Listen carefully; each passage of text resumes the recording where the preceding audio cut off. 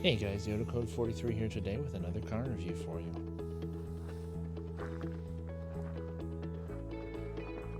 Today I finally have the keys to a new 2021 Ford Bronco Sport Outer Banks Edition. All-wheel drive with the 1.5 liter EcoBoost engine. First we're going to walk around it, check out the styling, talk about where it fits in. So the Bronco Sport is all new for 2021. It is call it a subcompact SUV on the same platform as the Ford Escape, so it's front-wheel drive based. But all Bronco Sports are only available with all-wheel drive, using the same engines from the Escape as well, the 1.5 3-cylinder as well as an available 2-liter 4-cylinder turbo. The 3-cylinder makes 180 horsepower and 190 pound-feet of torque. The 4-cylinder is 245 horsepower, 250 pound-feet of torque. Competition for this would be, for example, Kia Sportage, a Chevy Equinox, or the new Chevy Trailblazer, though this is a 2-row SUV, not a 3-row.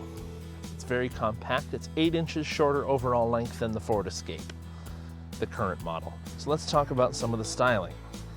Starting from the back here, it's a very squared off rear end, very sharp cut. The taillights wrap around the sides of the car. You're also able to separately open the glass and the entire tailgate. To look inside, pretty ample space behind the rear seats. No power liftgate, at least on this model. The release for the glass for the door there on either side of the rear view camera.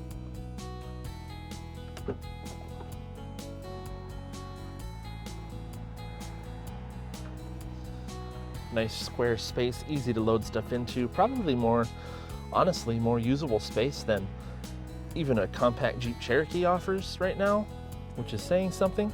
Nice large grab handles up top to lower the liftgate down. I remember also there are these very cool directionally adjustable lights in the tailgate to act as spotlights to light the area when you're getting into the rear end, which I believe are triggered with this button. Yep. Nice bright LED lights.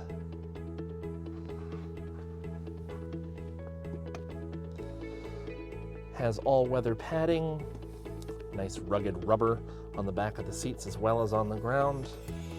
Cargo tie-downs, PowerPoint, LED cargo lighting that's just turns on when you open the tailgate as normal.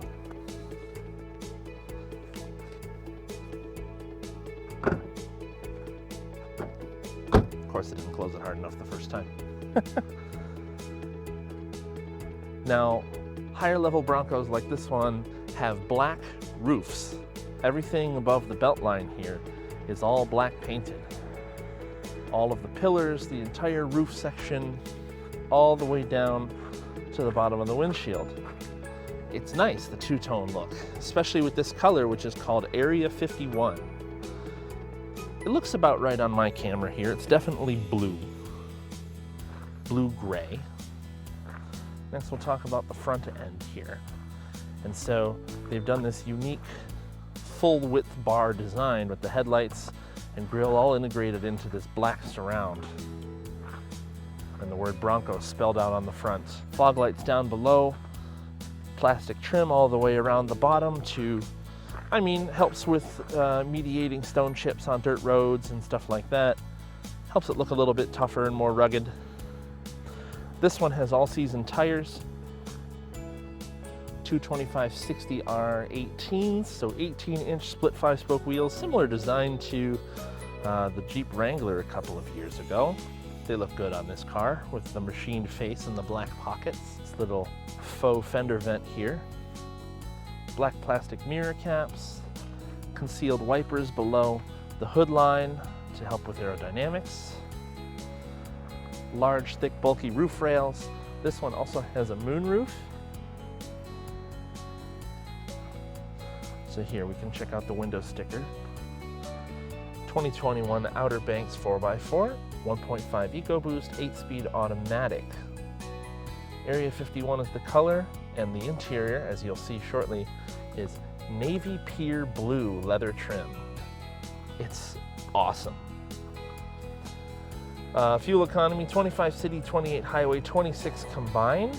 These are assembled in Mexico and then delivered to the respective dealerships.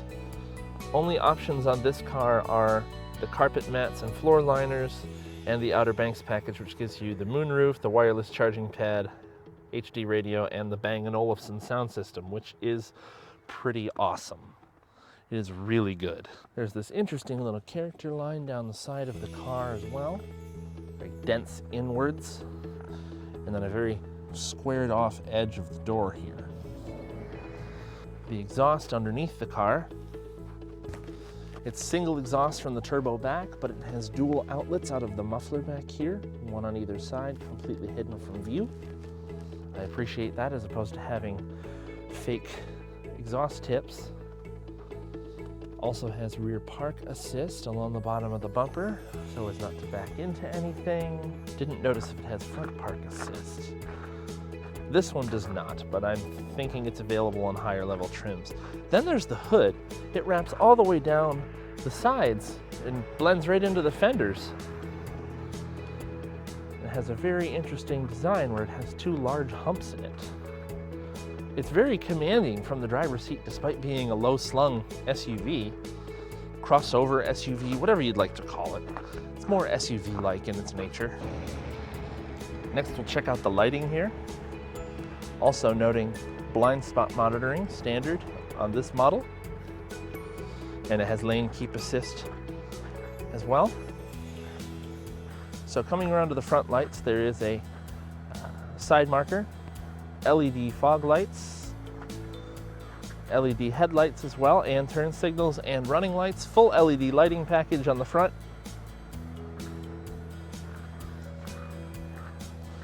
Looks very nice. Pretty interesting feature I think would be very cool for them to add is if they could do a version of the Bronco logo that's either blacked out and lights up or just has a perimeter lighting. It'd be pretty cool. Just a thought for the aftermarket maybe. No turn signals on the mirrors or anything like that. And then at the rear, standard halogen bulbs for everything, for brake, turn signal, and reverse. But it has an LED third brake light and your wiper washer built into the end there as well. We'll check out the door handles and the sound of the doors quick. The door handles have this rough space for your thumb to go. It is keyless entry. As soon as you touch the inside of the handle, you hear it unlock. Listen to the sound of the door. Don't mind the warning because the key's in my pocket. It also has this little rough patch on top is to lock the door when you walk away. Leave the key in your pocket, touch that, and off you go. But these also offer a touchpad up here for entry with a code, well, that comes with the car. Next, we'll look under the hood.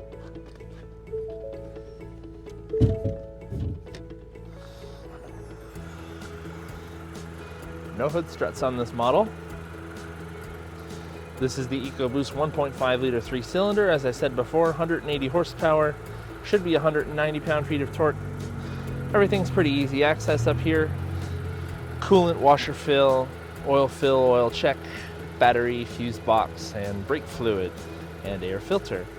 Fresh air inlet is drawn through the grill down here, comes up through this tube.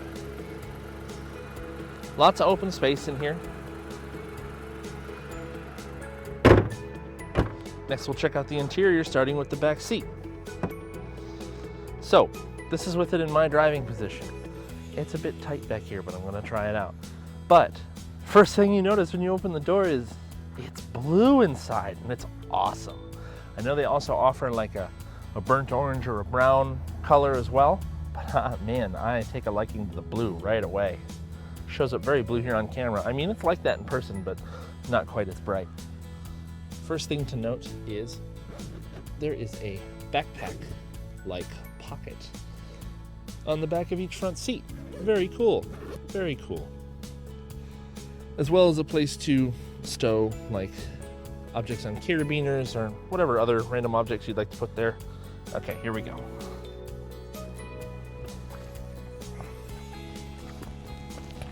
So, I fit behind myself, but I'm touching the seat. It's not at all uncomfortable though. There's multiple inches of headroom above me. No issues there.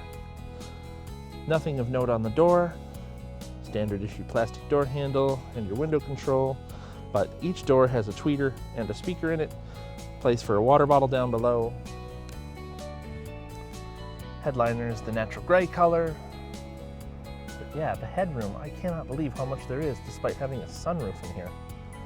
I also just noticed there's pockets on the side of the seat. Not big enough for a water bottle, but usable nonetheless. Very cool, Ford, very cool. Center armrest with cup holders. I like this blue leather a ton. All right, well now we'll move on to the front.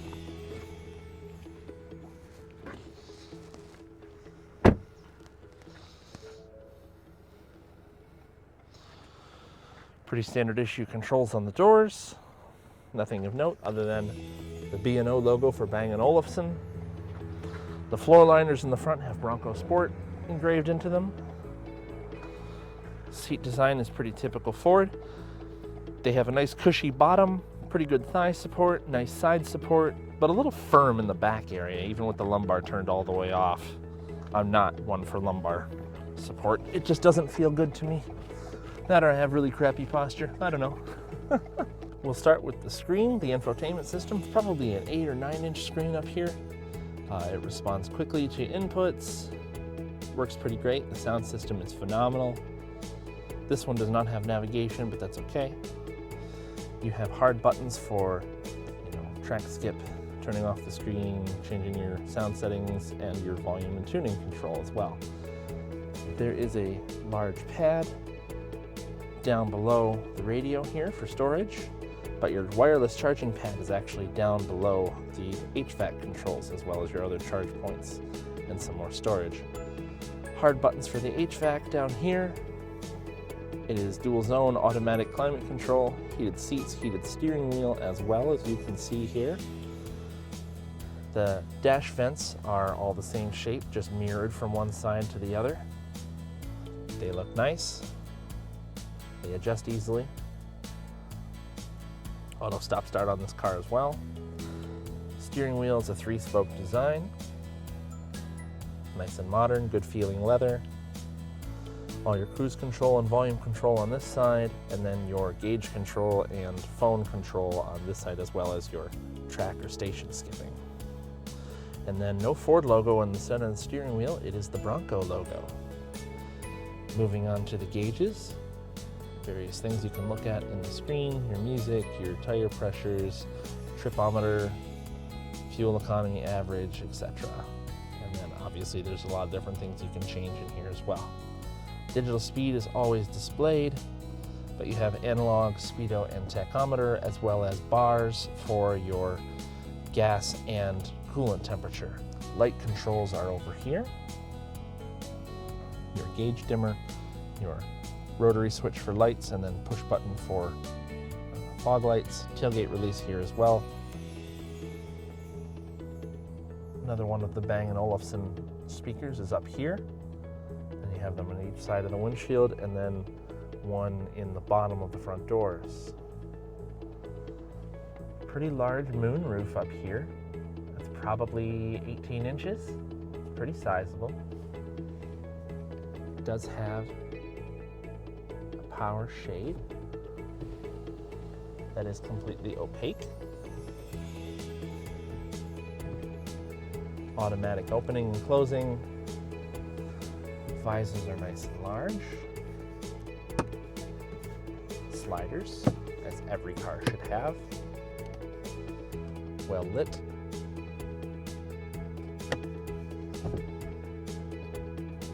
Sunglass holder in the roof. And like I say, this is for your shade, this is for the roof itself. LED lighting inside the car apart from the visors.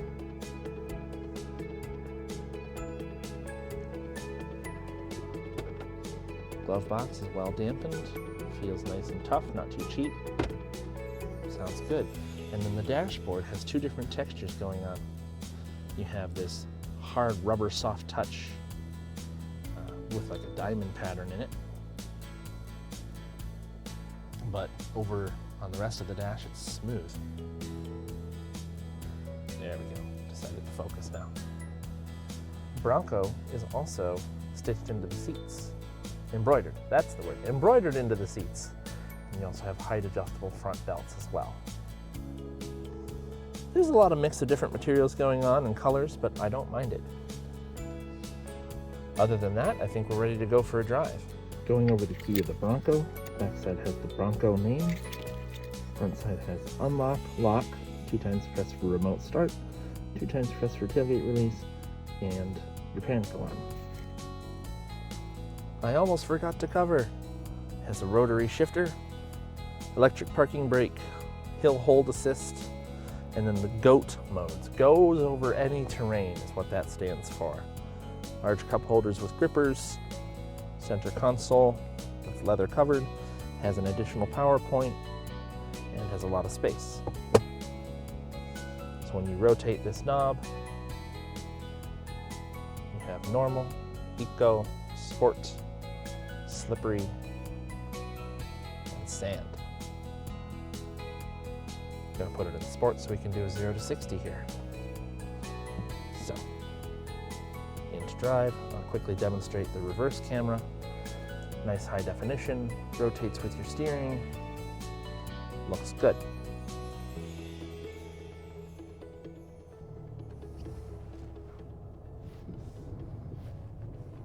Curb weight on this car should be somewhere around 3,500 pounds, if I remember correctly.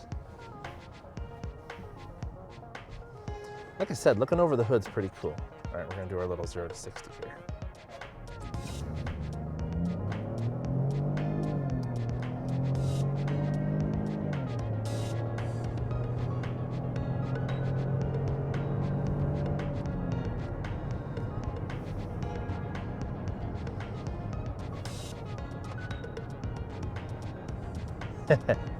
Not very quick to 60, probably about 9 seconds, but it sounds cool. The 3-cylinder is a really unique sounding engine.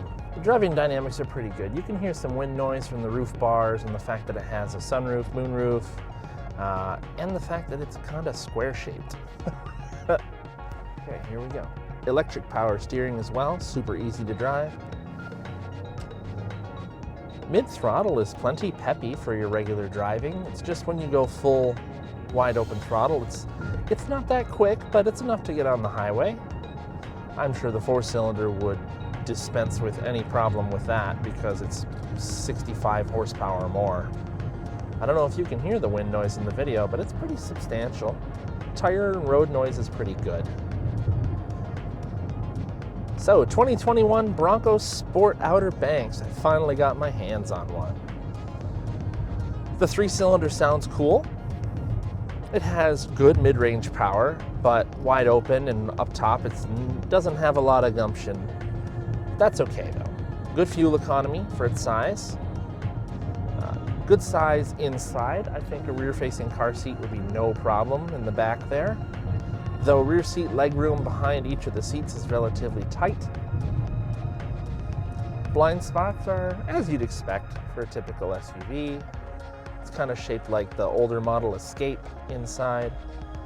The stereo is awesome. Lots of other great things to say about it. I love this blue interior. Love, love, love, love it. I have irrational love for 80s and 90s cars, so blue interiors would be interesting to me. I would definitely buy one, but I'd have to have the 4-cylinder for sure. And I'd have to have at least the outer banks for options and stuff available in it. But yeah, a lot of fun. Definitely an interesting looking vehicle. Can't wait to see the full-size Bronco when it comes out as well. Definitely looking forward to that and having a chance to drive one. So, hope you guys enjoy my videos. Like, comment, subscribe, and suggest other vehicles you'd like to see.